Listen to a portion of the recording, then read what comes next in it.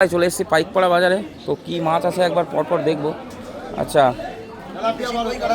কি কই মাছ নেবো না আমি?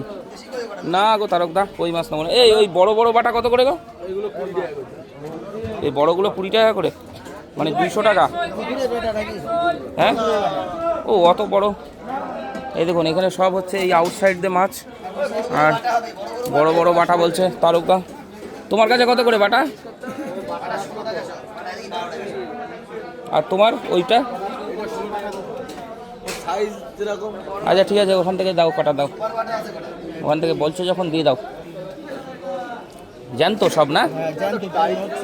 জ্যান্ত। বেশি দিও না, বেশি দিও না, বেশি দিও না, তুলে যাচ্ছ এক গাদা খানিক করে। হ্যাঁ তাই দাও, 500ই দাও। আর শোল কত করে বেচছো? শোল 250। না বাটা জ্যান্ত আছে, ওই জ্যান্ত বলেই নিলাম, জ্যান্ত না হলে নিতাম না। জ্যান্ত।